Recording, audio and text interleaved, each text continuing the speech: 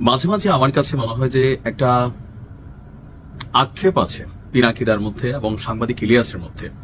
কারণ তারা মনে করে আওয়ামী লীগ সরকার বিদায়ের পেছনে তারা সবচেয়ে বড় ভূমিকা রেখেছে। সেই সরকার পতনের পর একটা নতুন সরকার গঠিত হলো। পিনাকিদা আপাদমস্তক পা থেকে মাথা পর্যন্ত ট্যালেন্টে গিজগিজ করে। তিনি ভাবছিলেন তাকে কোনো একটা গুরুত্বপূর্ণ উপদেষ্টা পদে হয়তো বসানো হবে, কিন্তু ডক্টর ইউনূস সেটা করলেন না। তারপর তিনি ভাবলেন যে তারা এত বছর যে কাজগুলো করছে সেটা হচ্ছে বিএনপির পক্ষে গেছে, জামাতের পক্ষে গেছে, বিএনপির ইস্যু তাদেরকে খুব বেশি মূল্যায়ন করবে, সেটা করলো না, বরং চুলটা তাদেরকে নিয়ে সমালোচনা করলো।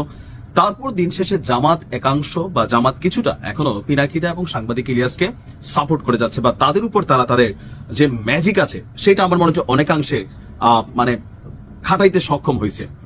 তো অ্যাজ এ রেজাল্ট বিএনপিকে নিয়ে সর্বশেষ যে কর্মকাণ্ডগুলো, বিশেষ করে পিনাকিদার, তিনি তো একদম আদাজল খাইয়াই নামছেন। ওই যে আক্ষেপ যে বিএনপিকে কিভাবে ক্ষমতায় যায় সেটা দেখাই দেবে। জনাব তারেক রহমান বাংলাদেশে পা দেওয়ার পর 300 ফিটে যে বক্তব্য দিয়েছিলেন, এই বক্তব্যটা দলমত নির্বিশেষে, ট্রাস্ট মি, এই বক্তব্য যারা পছন্দ করেন নাই, আপনার ভেতরে যে দলগত পোকা আছে, তার এই বক্তব্যটা সার্বজনীনভাবে খুবই সুন্দর একটা বক্তব্য ছিল। এখন তিনি একটা ওয়ার্ড ইউজ করেছিলেন যে আই হ্যাভ এ প্ল্যান। যুক্তরাষ্ট্রের বর্ণ বিরোধী নেতা মার্টিন লুথার কিং বলেছিলেন আই হ্যাভ এ ড্রিম, আর তারেক রহমান বললেন কি তেমনি আমিও বলছি আই হ্যাভ এ প্ল্যান। এখন কি প্ল্যান? এটা তার নিজস্ব রাজনৈতিক প্ল্যান, কিভাবে বাংলাদেশকে হয়তো ব্যাটার করবে। কারণ 17 বছর যুক্তরাজ্যে থাকার পরে নিশ্চয়ই তার মন মস্তিষ্ক চিন্তা ভাবনায় 17 বছর আগের তারেক রহমান হাওয়া ভবন বা যে কনফ্লিক্ট গুলা ছিল, ওনার যে বদনামি গুলা ছিল, নিশ্চয়ই 17 বছরে তিনি প্রতিদিন বসে চিন্তা করতেন কিভাবে বাংলাদেশে আসলে দেশের মানুষের অন্তর্জয় করা যাবে। আর যদি আওয়ামী লীগের মতন চিন্তা করে পরিণতি পতন ছাড়ার কিছু হবে, এটা ভালো করে বোঝেন। তো ওনার এই আই হ্যাভ এ প্ল্যানকে নিয়ে চাঞ্চল্যকর ভয়ঙ্কর তথ্য দিয়েছে পিনাকি, অনেকটা ভয় লাগানোর চেষ্টা। তো কি লিখেছেন আসুন দেখি। তারেক রহমান কি দেশের নেতা হতে এসেছেন নাকি দেশের সিইও হতে এসেছেন? দেশ তো চলবে জনসম্মতিতে, কারো ব্যক্তিগত এমনকি দলের পরিকল্পনায় না। ওনার প্ল্যানে আমাদের হ্যাঁ বলতে হবে কেন?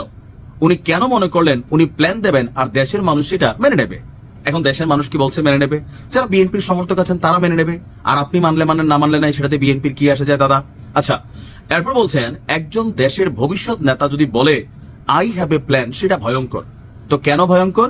ওই যে ওনার মাথা অনেক বুদ্ধি গিজগিজ করে, সেখান থেকে তিনি বলছেন এটা আমলাদের ভাষা, নেতার নয়। এর ভেতরের সাবটেক্সট হলো, সাবটেক্সট মানে এই যে তিনি বললেন আই হ্যাভ এ প্ল্যান, এটার ভিতরে বিশাল আর একটা অর্থ নিহিত আছে। সেই লাইনগুলো হচ্ছে আমি জানি আপনারা জানেন না, অর্থাৎ তারেক রহমান নিজে জানেন, বাকিরা জানেন না। আমি হিসাব করেছি, আপনার কাজ হলো মেনে নেওয়া। তারেক রহমান তো এমন কথা বলেন নাই, বাট পিনাকিদা মনে করতেছেন তারেক রহমানের এই ভাষায় গণমানুষ নেই। এটা হচ্ছে পিনাকিদা। ওই যে ইলিয়াস ভাই বিভিন্ন কারণে মানুষের কাছ থেকে কিন্তু বাদ খারিজ হয়ে গেছে, পিনাকিও কিছুটা ওই লাইনে যাচ্ছে। আচ্ছা, এরপর বলছেন একজন নেতা তখনই এই ভাষায় কথা বলে যখন সে জনগণকে সহযাত্রী না মনে করে, ক্লায়েন্ট বলে মনে করে। আচ্ছা, আই হ্যাভ এ প্ল্যান মানে আমাকে বিশ্বাস করো, তোমাদের দরকার নেই, আমরা তো কোনো নেতার ক্লায়েন্ট নই, আমরা ভীষণ চাই, প্ল্যান নয়। কেন দাদা আপনার কাছে অলওয়েজ নেগেটিভ মনে হয় কেন? মানে আমার মনে হয় এই মুহূর্তে পিনাকিদা নিজেকে ছাড়া বাংলাদেশের কাউকে যোগ্য মনে করেন না, ওনারই প্রধানমন্ত্রী বানাই দেওয়া উচিত, উনি একটা দল করে যদি চলে আসতে পারে। রাষ্ট্রের প্রধান নির্বাহী মানে প্রধান আমলা না, প্ল্যানিং এর কাজ বিউরোক্রেসি আর স্টেট মেশিনারি। দেশের প্রধান নির্বাহীর মূল কাজ পলিটিক্যাল ভিশন দেওয়া এবং নেতৃত্ব দেওয়া, রাষ্ট্রের চিফ ম্যানেজার হওয়া না। যেই নেতা বলে আই হ্যাভ এ প্ল্যান, সে আসলে শাসন করতে চায়।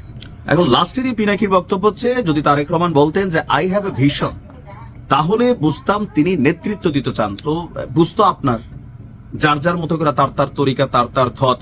বিষয়টা হচ্ছে যে ওই যে থাকে না যে বেশি বুঝুন না মানুষ আসলে কোথাও জায়গা পায় না। আমাদের কুমিল্লার একটা কথা আছে যে অতি ঘরণীর না হয় ঘর, অতি সুন্দরী না পায় বর, আর অতি জ্ঞানী উনি কোথাও আসলে জায়গা পায় না। পিনাকিদা জামাত্রে ভাইজা খাইয়া সবাইরে ফাঁসিতে ঝুলাইয়া উনি কিন্তু বিদেশ গেছিল, এমন কোনো নামে অনেক ঘটনা আছে, বাট রাইট নাও সব ভুলে গেছে। যেমন ধরেন আমার কাছে মাঝে মাঝে জামাতের নেতাকর্মীদের মনে হয় যে ওনাদের মস্তিষ্ক অনেক সময় কাজ করে, যারা নেতৃত্বে আছেন, বাট যারা লওয়ারে আছেন, ফলোয়ার আছেন, ওনাদের মস্তিষ্ক একটু কমই কাম করে। এই যে বনিয়ামিনকে সবাই গণহারে এখন জামাতের নেতাকর্মীরা সাপোর্ট দিচ্ছে, কিন্তু বনিয়ামিনের কন্টেন্ট ক্রিয়েটিং আপনি একদম প্রথম দিকে দেখেন তো, আমরা যখন তার বিরুদ্ধে প্রতিবাদ করেছি, এখন চেঞ্জ হয়েছে, আমরা থ্যাংক ইউ দিই, কিন্তু বনিয়ামিনকে এইগুলা হচ্ছে জামাতের কিছু দুর্বল দিক, যে একটা পাইলেই তাদের ঘাড়ে গিয়ে চাই বা তাদের ওস্তাদ বানাই ফেলে, এটা জামাতের রাজনীতির একটা দুর্বল দিক। এখান থেকে বের হতে হবে।